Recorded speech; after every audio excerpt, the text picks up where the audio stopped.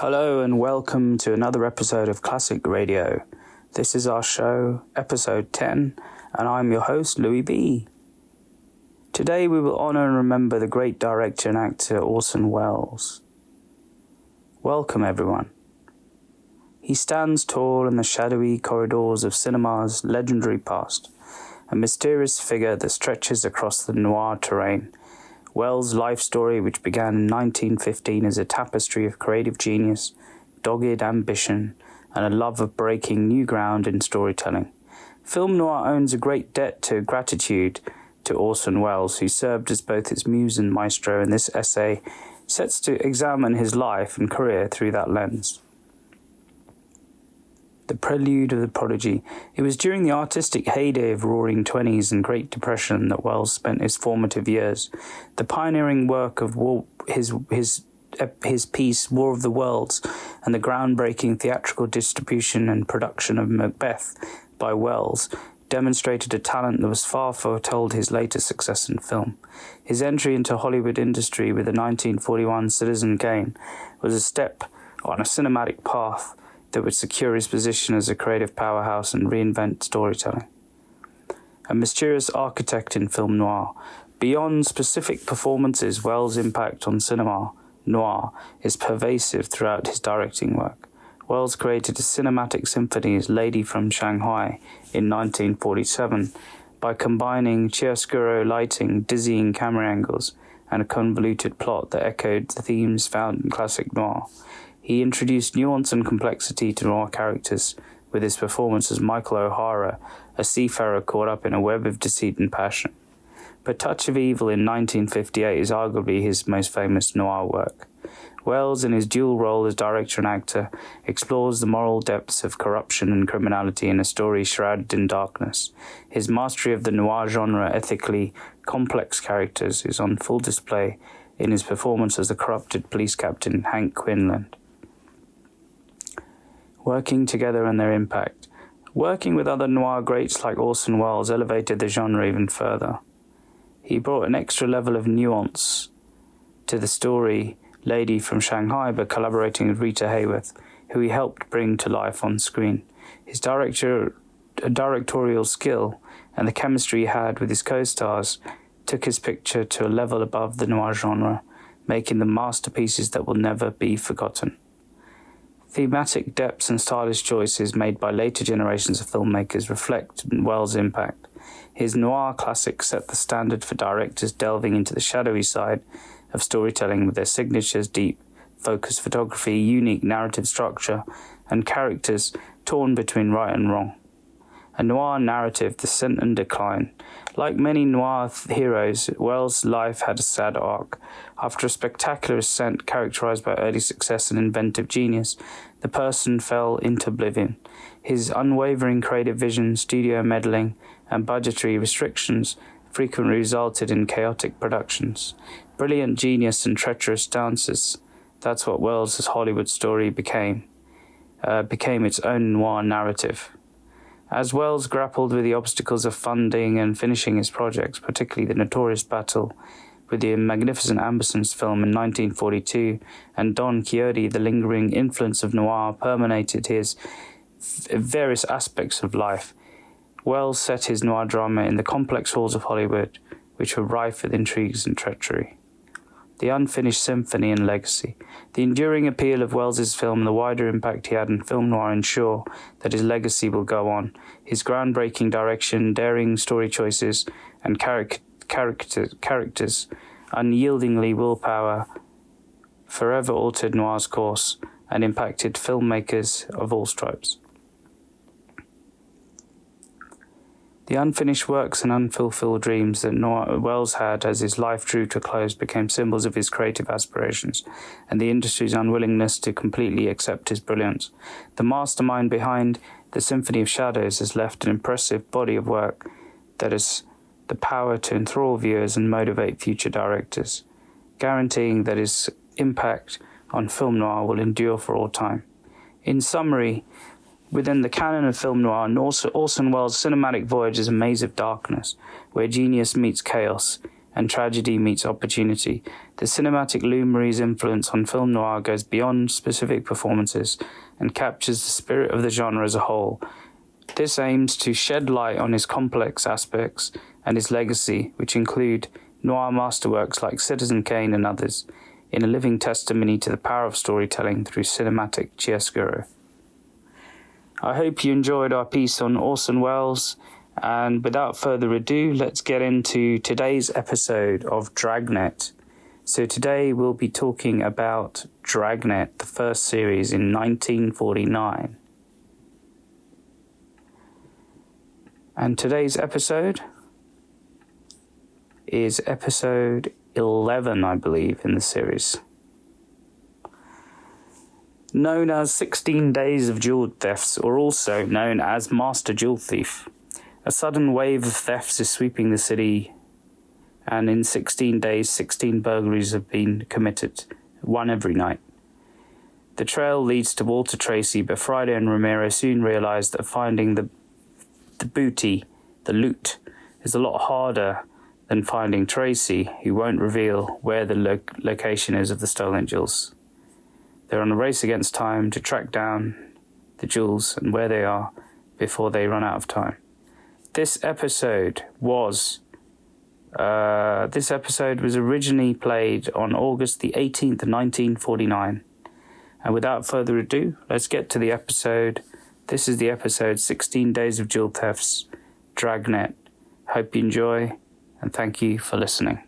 If you haven't liked and subscribed already, please do.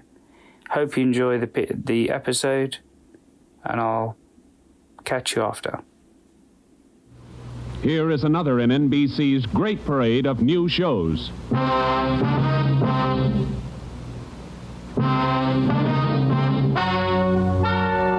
Ladies and gentlemen, the story you are about to hear is true. Only the names have been changed to protect the innocent.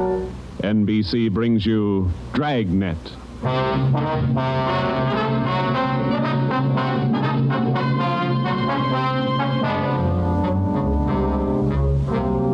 You're a detective sergeant. You're assigned to burglary detail. A sudden wave of jewel thefts is sweeping the city. In 16 days, 16 burglaries have been committed, one each night. They bear the same trademark. Thousands of dollars of jewels are missing. The thief is a master at his trade. Your job, get him. Dragnet, the documented drama of an actual crime, investigated and solved by the men who unrelentingly stand watch on the security of your home, your family, and your life. For the next 30 minutes, in cooperation with the Los Angeles Police Department, you will travel step by step on the side of the law through an actual case transcribed from official police files. From beginning to end, from crime to punishment, Dragnet is the story of your police force in action.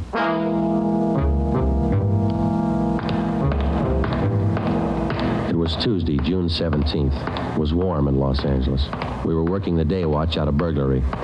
My partner's Ben Ramiro. The boss is Ed Backstrand, chief of detectives. My name's Friday. I was on the way into work that morning, and it was 7:53 a.m. when I got to room 45. Burglary detail. Hi, Joe. How are you, Walker? Gonna be a scorcher out today. Yeah, just like yesterday. Ben in yet? I think he's over in communications picking up the mail. Thanks. You guys been busy? Yeah, kinda. Jewel thefts. Anything big? No big hauls, but he's consistent. 16 nights in a row. Same guy? Think so. Same M.O. Yeah, everybody's got troubles. Gotta check some records. See you later, Joe. Okay, Willie.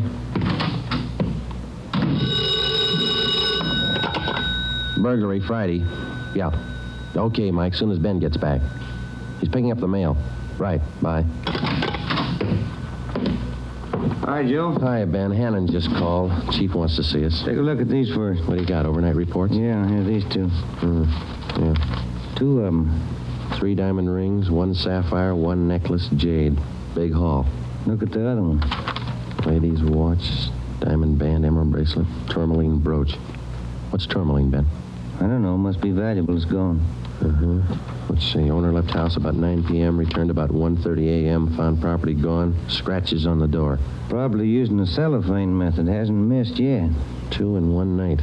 Well, he's picking up his pace. Must have a bag full of loot somewhere, whoever it is.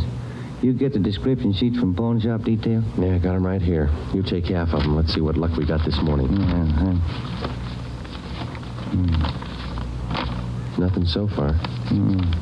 me neither. Let's see. I'll get it, Joe. Burglar Ramiro. Hi, Ben. Chief still wants to talk to you, boys. He's got an appointment at 8:30. Wants to see you before he leaves. Okay, Mike, just checking some buy sheets. Be right in. Better make it fast. He's in a bad mood this morning. Okay, Mike, thank you. Backstrand again? Yeah, he's in a bad mood. Come on. Wonder what's bothering him. Something's bad. He doesn't blow very often. Chief of Detectives Office, Hannon. Go ahead in, boys. He's waiting. Thank you, Mike. All right, ma'am. I'll connect you. Friday, Ramiro, sit down. Wait till I get the phone. Backstrand. Oh, yes, Mrs. Winthrop. Yes, ma'am. We're doing all we can. Yes, ma'am. Yes, ma'am. Yes, I'll do that. Yes, ma'am. Goodbye. Got trouble, Ed? Taxpayer, Mrs. Winthrop. You two ought to remember the name. We do, Skipper. 10 days ago, somebody lifted $2,000 worth of diamonds from her bedroom while she was at the symphony. Last night, she was hit again. A diamond watch, an emerald bracelet, and some kind of a brooch. Tourmaline. I don't care what kind it was, it's gone. What's the pitch? We just read a report a couple of minutes ago, Skipper. Could be a tie-in with those other 16 jobs. 16 jobs in 16 days. And you haven't got a lead on the thief yet? Nothing shows up. No prints, nothing. What about the pawn shops? Nobody's tried to soak any hot stuff as far as we know. We double-checked the detail. We got every hock shop in town on the alert. Whoever it is, they've got to try to pawn the stuff sometime. Unless they're going to give diamond rings for Christmas presents. And they haven't tried the pawn shops yet, Skipper. We're sure of that. Look, 16 burglaries in 16 days. Jewels and watches. Good ones. Well, it's got to stop. It's got to stop soon, you understand? We'll stay right on top of it, Ed. We're doing all we can. For 2 weeks, I've had half a dozen women calling me every day. Society women. Some of them figure they should get extra treatment. They're only DR numbers to us, Skipper. They all get the same attention. I'll try and explain that to some of them. They think you're in on the racket. Maybe you boys would like to take these calls some morning. No thanks, Ed. All right, then, let's get some action. Keep the pawn shop operators on their toes and get after every known fence in town. That's all. I've got an appointment. All right, Ed. Check you later. Holding a call for you, Ben. Oh, thank you. Hello. Oh, hi, Max. What? Well, hold it. Be right down. First break, Joe. What do you got? Necklace and a watch. Both of them on the stolen property list. Where? Henry's Pawn Shop, 5th and Main. 6 minutes later, at 8:25 a.m., Ben and I drove up in front of Henry's Square Deal Pawn Shop. Quick cash, no red tape, watches bought and sold. The proprietor was Max Murphy, an old friend of Ben's. Well, pal, of all days, it had to happen yesterday. Took the day off and went fishing up at Big Bear. I left my nephew in charge, Harry. A real knothead, that kid. How do you mean, Max? Joe, if I told him once, I told him 101. Whatever you do, whatever they come in with to Hawk, check it with the list. Check it with the stolen property list. What does he do? He forgot. He forgot. Oh, a real knothead, that boy. How old is he, Max? 32. A real knothead. I checked the slips from yesterday. Then I checked the stolen property list. There it is. Hot stuff. When did the stuff come in, Max, do you know? About 4 o'clock yesterday afternoon. Can we look at it? Oh, sure. Back here behind the counter. There it is. Did you check out the serial numbers on the watch yet, Max? When I found out, yes. They matched to a T. All right, let's see. Yeah. Description on this necklace matches, too. Let's have a look at your buy book, huh, Max? Yes, sir, Joe. Here you are. There's a deal right there. Here? Yeah, that's him. That's how he gave his name. Walter Tracy, 132 and a half Blackstone Court, Los Angeles. Let me check the book for the description, Max. Oh, sure. Yeah, here. Okay, Max, thanks. We'll be checking with you later. Sure, Joe. Anytime. Sorry. All right, Max. See you later. You fellas take it easy. Right.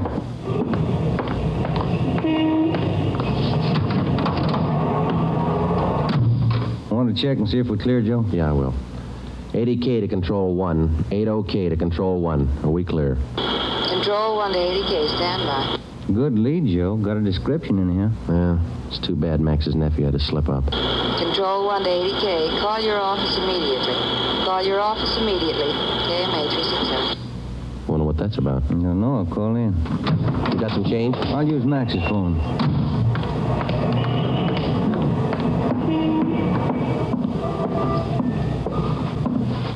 Use your phone a minute, Max. Oh, you, Ben? Sure, help yourself. Thank you.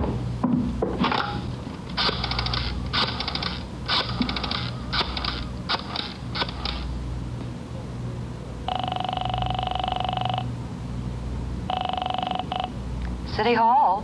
2524. 2524. Burglary, Levine. This is Ben, George. You got something? Odd one. Universal Loan Shop, 6th and Barton Place. Guy just took in a couple of rings. He checked too late. What you mean? He checked the form after the guy left. It was signed Walter Tracy.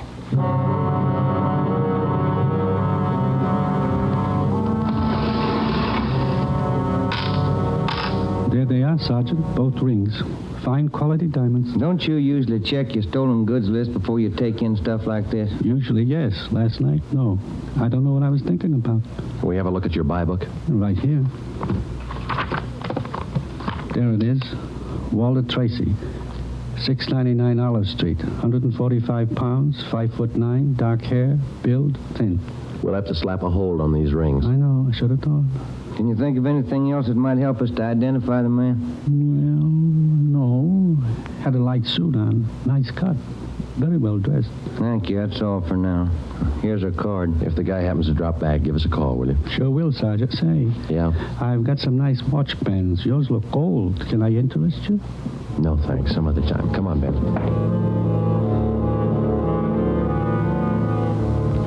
That afternoon and the following morning, despite our alert and our warnings, 2 more pawn shops called in with reports of stolen watches taken in. We checked them out. The serial numbers on the watches matched those on the stolen property list. On the pawn shop account books, the loan was listed under the name Walter Tracy. The addresses were given as number 12 St. Vincent Place and 700 East Flower. The descriptions of the man were the same. Slight build, well-dressed, about 145 pounds, 5 feet 9 inches tall, dark wavy hair. We had the name and description distributed to every pawn shop in Los Angeles and surrounding communities. Through our informants, we checked up on every known fence in the city. For the next 2 nights, we received no reports of stolen jewels. That made up for the double burglary the night before. On June 19th, the box score read 18 successive nights, 18 successive jewel burglaries. At 3:25 in the afternoon, Ben and I sat down to check over the late incoming reports. Got anything, Joe? Not yet, no. Nothing here. Maybe the guys left town. Nope. No such luck. Take a look. That's it, number 19. He may set a record. Well, he's making monkeys out of us, isn't he? Look, man's watch, lady's watch, Chinese amber necklace, diamond shirt studs, and a bracelet with 2 large rubies. He's getting ambitious. How's the value listing? Let's see. $1,800. 1 haul. I'll get it. Burglary Friday. Yeah. What? Yeah. Be right down. Stall him. Let's go, Ben. Where? Kaplan's down on East 2nd. Walter Tracy's in there now, trying to hock a gold watch.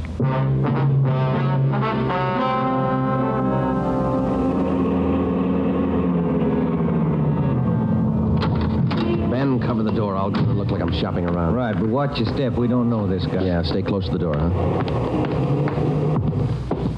I'm sorry, that's the best we can do on the watch. Look, Mac, this is gold. 21 jewels. Well, it's the best I can do. Drop dead. Well, it's the best I can do. Don't get sore. Yeah, sure. See you later. That's him, Sergeant. Walter Tracy. I stole him as long as I could. All right, I'll check back with you later. Did you spot the guy that just came out? Yeah, I went up the street. Let's follow him. Hustle it. Spot him, Ben? Straight ahead, about 15 yards. He's crossing the street. Yeah, let's get up a little closer. We'll lose him, sure, if the light changes. Come on, run for it. Watch the traffic light. Yeah. That was close. He might have spotted us. He's going faster. Come on, Joe, run. Yeah.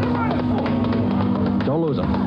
This crowd's not helping. Hey, wait a minute. I bet you're a cop. You're chasing somebody. All right, let go of my arm, mister. Let go. Well, you don't have to get tough. Lousy cops think they own the street. I'm going to write the mayor's office. Come on, Joe. He's running for it. Yeah, I see him. Watch the signal up ahead. Hurry, Joe. Almost up to him. Into the parking lot. Hey, you! Stop! Look out, Joe. A gun. Yeah, I see him. Get away. All right, smart guy. It's a nice job. Yeah. He's too fast for an honest man. Let's take him in. When we got back to headquarters, Walter Tracy was under technical arrest. We took him directly to the interrogation room. We searched him thoroughly. We had him take everything out of his pockets and put it on the table. Then we had him take all the money he had in his wallet, count it out, and hold it in his hand. What is all this routine? That's all the money you have on you? $47.17, right? Yeah. Okay, keep it in your hand. Ben, shake him down. All right, Tracy, take off your coat, shirt, tie, and your shoes and socks. What kind of a pitch is this? I'm no hood. Take them off. Two-bit cops. You're not pinning anything on me. I don't care what you do. Sleeves, pockets, lining. Nothing in the coat, Joe. Get his shirt. Take it light with the threads, huh? Costs money. How about the trousers, Ben? Let's see. Cuffs, pockets. No. Let me get the belt. Zipper on the inside of the belt? No, it's clean. Shoes are okay. All right, Tracy, let's see the soles of your feet. I hope you don't mind. They're dirty. Why don't you take a shower? Let's see. All right, Joe, nothing. Put your clothes back on. Yeah, thanks. All right, you. What's your name? Huh? I said, what's your name? You telling jokes? Walter Tracy, you know that. Your real name. How old are you, Tracy? 27. Where do you live? No place. Just got in town a couple of days ago. Where are you from? Salina, Kansas. Where you been sleeping the last 2 nights? The park, Pershing Square. Clothes don't show it. Pretty natty. I had 'em pressed. Where? Down by the square. I don't remember. You ever been arrested before? No. Where'd you get this gun, Tracy, the one you pulled on us? I didn't know who you were. Could have been a couple of hoods. You kind of look like it. Where'd you get the gun? I won it in a crap game coming out on the train. Where'd you get the watch? Graduation present. You want to run a make on him, Joe? The gun and the watch? Yeah, I'll call him. Go on, check. You can't prove a thing. Pawn shop records, Gilmore. Gil, this is Friday. Can you give me a make on a watch? Sure, Joe, go ahead. Time Master, yellow gold, man's wristwatch. Okay. Case number 716F23. Right. Movement number B351708. Got it. Okay. Now give me a make on this gun, huh? 32 S&W automatic. Serial number 579461. Okay. Call me back? Right. What's your station number? 2572. I'll ring you, Joe. Thanks. Having fun? What'd you do with all those jewels you stole? When do I get out of here? I don't think you're going to get out. You got nothing on me. How tall are you, Tracy? Get your tape measure. 5'9". How much you weigh? 140. I'm 27. My name's Walter Tracy. I come from Salina. I've been in town 2 days, and I don't know what you guys are talking about. You sound smart. You don't act it. And you're flying blind, copper. What'd you do with those jewels you stole? I don't know what you're talking about. What color are your eyes? I don't know. I'm colorblind. What color would you say your hair is? You colorblind, too? You ever been arrested before? Straighten out. He asked me that. I'm asking you. No. You ever done any big time? No. All right, I don't care if you level with us or not. We're going to make you on those prowl jobs, all 19 of them. Sure. You guys are smart. You got in Los Angeles 2 days ago, is that right? Yeah. You don't know anything about any jewel thefts. That's what I said. And how come your name and your handwriting's on the account books in 4 pawn shops in Los Angeles? It's not mine. You can't prove it. We can, Tracy. Come clean. What'd you do with the stuff you stole from 1250 Moraga Drive, June 5th? I didn't steal any stuff. What'd you do with the rings and watches you took from 1400 Placerville Road, June 9th? I wasn't in town. What'd you do with the diamond dress pins you stole June 13th, 123 South Van Ness? Did I do that? You're not only kinky, you're a bad liar. You prove it. Order get you a sawbuck, your prints bounced, Tracy. Our handwriting man's gone to work on those signatures of yours. You haven't got a chance. Now, come on. Where'd you hide this stuff? You can't prove a thing. Where'd you say you've been sleeping the last 2 nights? In the park, Pershing Square. You want a map? Clothes sure look nice. I said I had them pressed. But you can't remember where. No, I can't remember where. That a crime? Friday talking. Joe, this is Gilmore. Here's the stuff you asked for. Let's have it, Gil. No make on the watch, no make on the gun. Okay, Gil, thanks a lot. Yeah. You're in up to your neck. You said that, didn't you? You're gonna talk, Tracy. Kind of tired. All right, we'll let you sleep on it. Come on, Ben, let's book him. Right. I'll get your jobs, coppers. Sure. Come on. We took Walter Tracy to the county jail and had him booked on suspicion of burglary. He was still sullen. We knew we had the guilty man. Now we had to prove it. As it often happens, the victims never see the burglar. They only know he's been there. They can't identify him, but they can identify their property. Our job was to find the property. When we did, we'd have Walter Tracy. And the 19 victims would have their property returned. But Tracy wasn't talking, and we knew he'd never talk unless he thought it might help him. We took the problem to Ed Backstrand. Smart punk, Skipper, but he's done time before. How do you know? Tried him out last night when we brought him in. He talks like it and he acts like it. But he won't cop out. Are you sure? He won't talk in 100 years. He knows he's got us in a spot. Well, one thing's sure. We're not going to send him up without finding the loot first. He's planted the stuff somewhere in this city. We've got to find it. Ben and I have got an idea, Ed. It's not going to be easy, but it might work. What is it? Tracy tried to soak some of the stolen property at 4 separate pawn shops in the downtown area. Yeah? At each one of those 4 pawn shops, he gave a local address. Now, we're sure he must have a room or an apartment someplace in town. All right. Where? That's where guesswork comes in, Skipper. Every one of those addresses he gave falls within a certain area. How big an area? Oh, you got that street diagram, Joe? Yeah. Here it is, Ed. From Figueroa here to San Pedro, and from Pico down to 1st Street. The area's about 12 blocks wide, 14 blocks long. That's a lot of territory. How are you going to cover it? On foot. We'll take Tracy with us. Plenty of legwork. You sure it's the answer? We got to find the stuff, and it's the only way we can figure it. Hotels, apartments, rooming houses. There must be hundreds of places he could stay in that territory. It'll take a couple of weeks. Yeah, on foot it will. All right. It's tough, but it's your idea. Go to it. An hour after we left Chief Backstrand, we got Tracy out of his cell in the county jail and started our canvass of the appointed area. We took the usual precautions and handcuffed Tracy's wrists to our own. We started the search for his hideout at 1st Street in Figueroa. It was a warm day in Los Angeles. The temperature was 91. After the first 3 hours, I could tell Ben's feet were ready to give out, and so were mine. We couldn't even have the comfort of complaining. That had encouraged Tracy, and he was cocky enough already. He cursed and threatened every step of the way. My legs off. All right, quit pulling, will you? Come on, Tracy, up the stairs. Another one to check.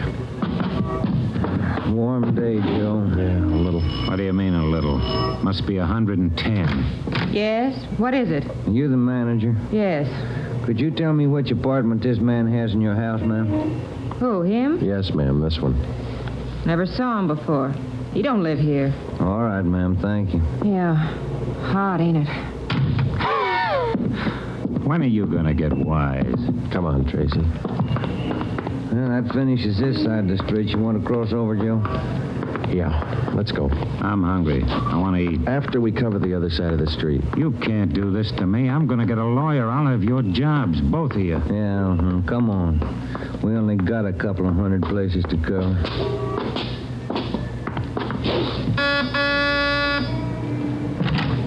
Hi, gents. What can I do for you? You the manager? I run the place, yeah. Which room does this man have in your place? Him? You made a mistake. He doesn't live here. All right, thanks. My feet are killing me. Wait till I get a lawyer. I'll burn both of you dumb cops. What do you think you're doing anyway, making a guy... All that day and the day after that and the day after that, Ben and I, with Tracy handcuffed to our wrists, canvassed the designated areas, from hotel to hotel, from rooming house to rooming house, and the apartments, too. Every day our feet ached a little more, our pace slowed down, Tracy got more irritable, and the weather got hotter. The second day, it reached a high of 92. The third day, 94. The fourth day, 94. Police regulations say plainclothes officers must wear a coat and necktie on the street at all times. We wore our coats and neckties. The search continued into the 5th day. Our pace got even slower. Ben and I started to lose heart. After a while, we forgot our object was to recover the stolen jewels. All we wanted was to find Tracy's hideout. We knew we were right. We knew Tracy was our man. It was a point of pride. Whether your feet hurt or not, you don't give in to a thief. Yes? What do you want? You the landlady here? I am. Which apartment does this man have in the building? Well, none of them. He's not one of my tenants. Thank you, ma'am. Come on, Tracy. By the 6th day, all 3 of us had special pads in our shoes. Our feet ached worse than ever. Tracy let us know about his every 3 minutes. By late afternoon of the 6th day, we'd covered more than half of the designated area. The temperature was 95. You guys gonna go on forever? I'm sweating like a horse. I'm getting tired of your moaning. That looks like the manager behind the desk. Yes, sir? You the manager? Yes, sir. What can I do for you? Can you tell us which room this man has in the hotel? Him? Mm-hmm. He doesn't live here. Hey, you fellas look awfully warm. Like to cool off in the lobby? We're air-conditioned. No, thanks. I'm hungry. When do we eat? You're always hungry. You got the biggest mouth on a cop I ever saw. Oh, All right, man. Yeah. I'm hungry. I want to eat. Now. Wait till I give this story to the papers. Mistreating innocent guys. They'll break you. All right. Come on, up the stairs. I'm going to get a lawyer tonight. I'll show you. Yes? Why, Mr. Baker, where have you been? We questioned the landlady, a Miss Elizabeth Hunter. She told us that Baker, alias Tracy, had rented an apartment from her about 2 months before. That's all the information she could give us. Tracy clammed up. He would admit nothing. We asked Miss Hunter to accompany us as a witness. We took the elevator up to Tracy's apartment on the 6th floor. Miss Hunter, Tracy, Ben, and I. Down this way. Here. Do you want me to open it? Please, Miss Hunter. What? There's a girl. Walter? What is it, Walter? I told you to get out of town if I didn't come back. I didn't want to leave. I didn't want to leave without you. I thought you slept in the park. Take a jump. Where's the stuff hidden? All right, Ben, handcuff him to a chair. The girl behind him. We'll find the stuff ourselves. All right, Tracy. All right, you're next. I haven't done anything neither, so you can't prove it. Billy, shut up. That's better. No talking between you two. If there is, we'll separate you. All right, Ben, you take the living room here. I'll try the kitchen. And get a window open. It's hot in here. All right. Sergeant, you will be careful of the furniture. Yes, ma'am. I had no idea. You, Mr. Baker, of all people. Don't talk to him, please, ma'am. Oh, yes. Tin cop. Why don't you spell? Ben, look, it's only the beginning. He's got the stuff scattered 7 ways for Sunday. We're going to need help. In the milk bottle? Yeah, 2 rings, 3 loose diamonds, and this bottle of mayonnaise. We found some kind of a brooch in it. A couple of watches taped to the underside of the kitchen sink. All right, you. Convinced? Okay, Ben, call Backstrand. There was a definite possibility that Walter Baker, alias Tracy, had stored some of his stolen loot outside his apartment. We stood little chance of ever recovering it unless we got him to break. Ben called Chief Backstrand, and in 10 minutes he arrived at the apartment with another man from burglary detail, George Levine. Together we went over the 4-room apartment foot by foot. We found jewelry, watches, loose stones in every conceivable place. In cartons of cottage cheese, in jars of cold cream, in the garbage can, everywhere. Who's your girlfriend? All right, I'll ask her. What's your name? I said, what is your name? Billy. Billy Crawford. He didn't do anything. He didn't. All right, Billy. Maybe you can tell us. Where's the rest of the stuff he stole? He didn't steal. He didn't steal anything. Billy, shut up. Keep quiet, you. Ed, wait a minute. What? Just a minute. I want to look over here. Papers. Taped to the underside of that top drawer. What is it, Friday? No, you can't. You can't. Look at these. All right, you found them. I'll talk. No, Walter, don't. Parole papers. He's an ex-con. Yeah, I'll cop out. Don't do it, Walter. Billy, shut up.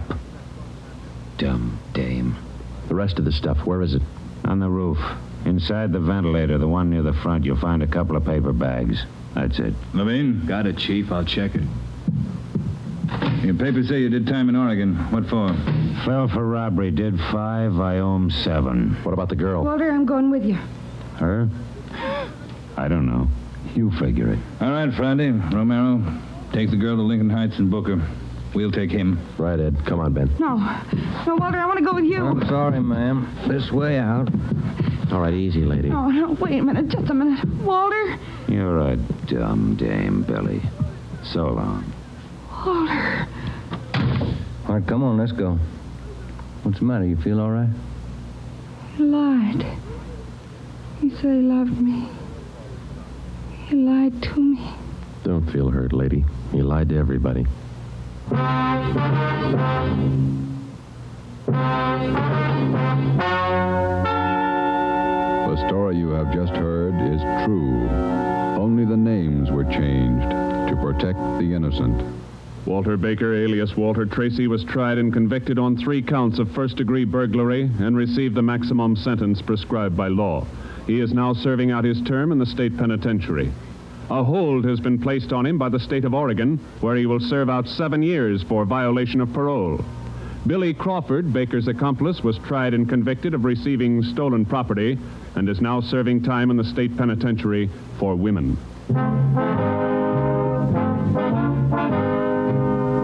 You have just heard the 11th in a new series of authentic cases transcribed from official police files. Technical advice for Dragnet is furnished by the Los Angeles Police Department. Tonight's program is dedicated to Warden Clarence A. Larkin of Folsom Prison, Sacramento, who, on the evening of September 24th, 1937, gave his life so that yours might be more secure.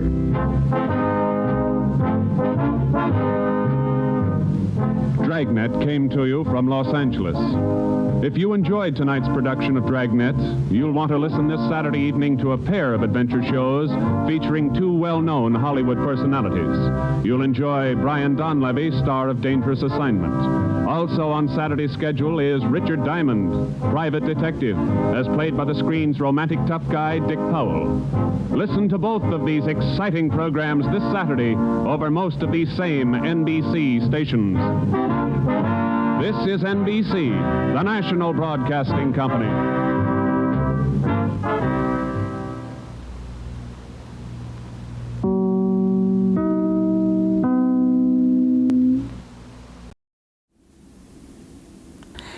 Okay, hope you enjoyed that episode. It was really, really thrilling. Thanks for listening to us for our intro of Orson Welles and his very basic intro to him and his contribution to Hollywood and film noir. We hope you enjoyed today's episode. If you haven't liked and subscribed already, please do, and we'll see you on the next episode. This is Lou and the team out for now. Good night.